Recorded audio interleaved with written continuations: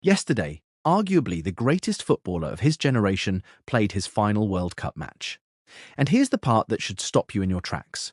He didn't force a single save, not one shot on target, in 90 minutes plus extra time. That's not a slump. That's something a lot stranger. Here is exactly how it works.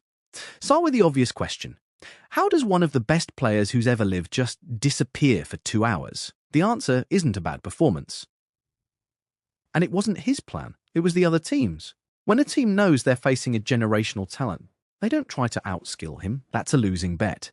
Instead, they build the entire match around denying him the ball. Fewer passing lanes, bodies between him and the pitch.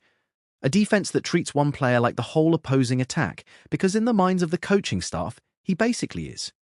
Here's the number that tells the real story. Across the match, he barely touched the ball more than a handful of times per 10 minutes. Compare that to the opposing team's breakout young star, who touched it nearly double. Same match, same 90 minutes. Wildly different games, happening inside the same white lines. And this is the part most fans miss entirely.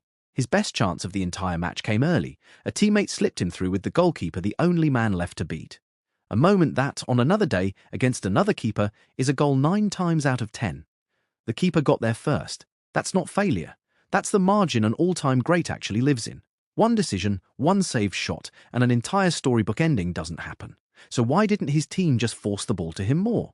Because the opponent had already made that expensive. Every touch he got came surrounded. Every pass into him had to beat 2, sometimes 3 defenders, reorganizing around his exact position on the pitch. Whether you like it or not, that's what happens when you're the single biggest threat on the field. The entire game plan bends around erasing you, which is exactly why this result stings differently than a normal loss. His team didn't get outplayed by a burst of individual brilliance. They got quietly suffocated by a defense built for one specific purpose, and it worked for the full 2 hours. So here's the whole thing, tightened up. A legend can lose a final without being outplayed as an individual, because modern football isn't really 11 versus 11 anymore in moments like these. Sometimes it's one plan built entirely around silencing one man, and a defense disciplined enough to hold that plan for 2 full hours. He didn't lose the match by playing badly. He lost it because the other team refused to let him play at all. The game has not changed. You have. You're welcome. Subscribe if you enjoyed this type of content. It means a lot.